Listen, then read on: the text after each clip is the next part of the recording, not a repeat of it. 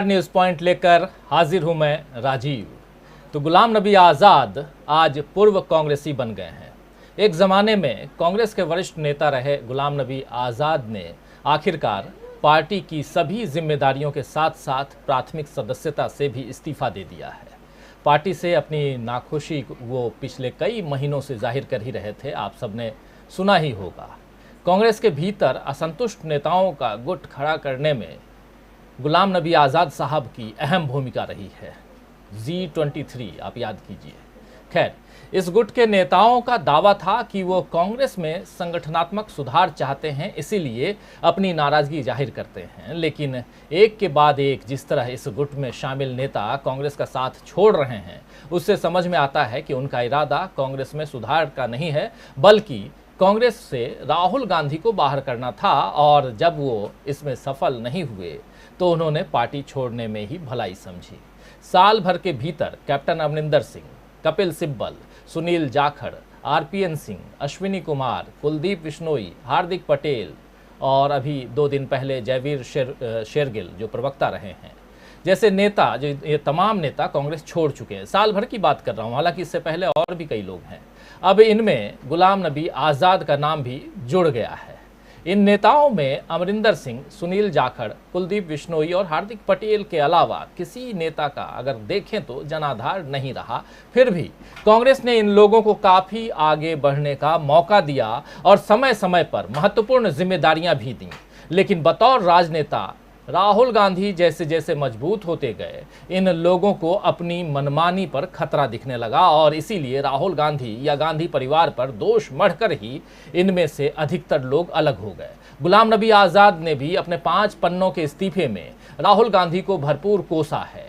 राहुल गांधी के कारण पार्टी कमजोर हुई है, ऐसे आरोप गुलाम नबी आज़ाद ने लगाए हैं, जबकि राहुल गांधी तो लगातार पार्टी अध्यक्ष बनने से इनकार करते आए हैं। और आपने देखा ही है कि 2019 के चुनाव में हार के बाद राहुल गांधी ने अपनी जिम्मेदारी निभाते हुए इस पद से इस्तीफा दे दिया था। बस एक ही चीज राहुल गांधी ने नहीं छोड़ी और वो है मोदी सरकार की मुखालफत। शायद यही वजह है कि बीजेपी के साथ साथ कांग्रेस छोड़ने वाले तमाम नेताओं को राहुल गांधी से परेशानी महसूस होती है।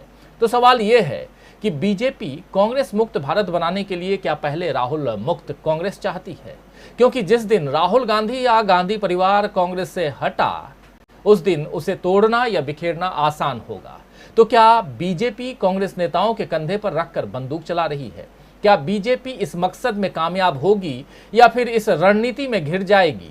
क्योंकि राहुल गांधी तो अपने कदम पीछे नहीं ले रहे हैं, बल्कि उन्होंने पहले ही कह दिया था कि जो डर रहे हैं वो चले जाएं।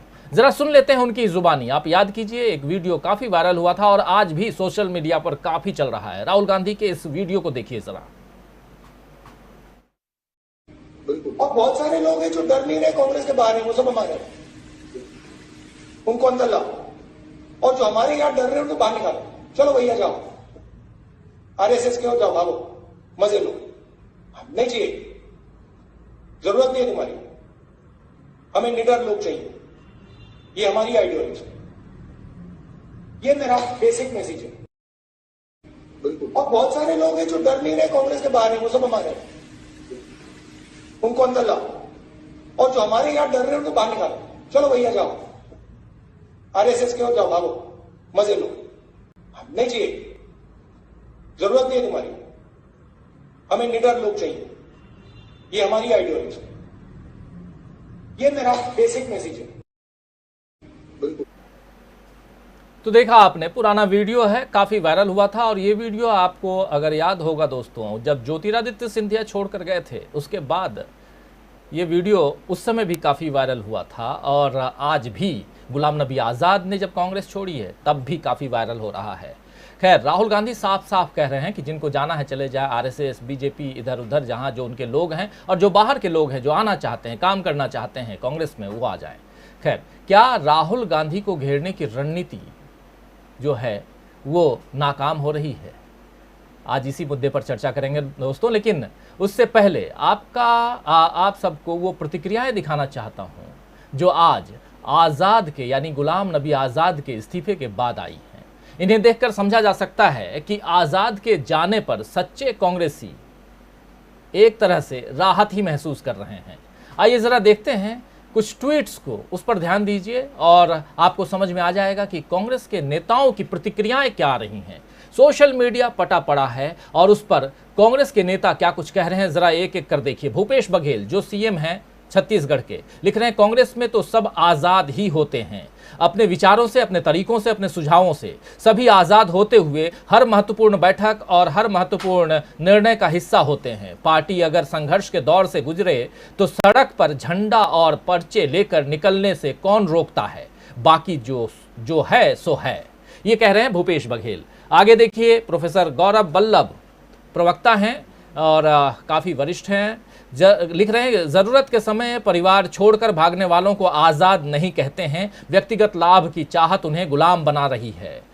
और भी आगे बढ़ते हैं और भी ट्वीट्स देखिए। सुप्रिया श्रीनेत जो प्रवक्ता हैं कांग्रेस की, कह रही है गुलाम नबी आज़ाद जी ने मात्र 2 गठबंधन की राज्य सरकारों का जिक्र किया है, संभवतः झारखंड और तमिलनाडु। वो बिहार का जिक्र करना भूल गए या ये चिट्ठी 9 अगस्त के पहले लिख ली गई थी और अब भारत जोड़ो यात्रा के पहले सार्वजनिक की जा रही है, ये मार्क करते हुए सुप्रिया श्रीनेत ने लिखा है। और आगे बढ़े, कुछ और ट्वीट्स को देखिए। जयराम रमेश मीडिया विंग के हेड हैं, कह रहे हैं जिस व्यक्ति को कांग्रेस नेतृत्व ने सबसे ज्यादा सम्मान दिया, उसी व्यक्ति ने कांग्रेस नेतृत्व पर व्यक्तिगत आक्रमण करके अपने असली चरित्र को दर्शाया है। पहले संसद में मोदी के आंसू, फिर पद्म विभूषण, फिर मकान का एक्सटेंशन। यह संयोग नहीं सहयोग है। देख लीजिए, यह संयोग नहीं सहयोग है।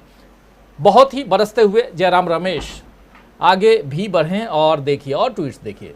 सदफ जफर क्या लिख रही हैं, राज्यसभा की कुर्सी मिलती तो खुश हो जाते, कश्मीर में चुनाव लड़ाने की जिम्मेदारी जवाबदेही वाला काम था, सो चले गए।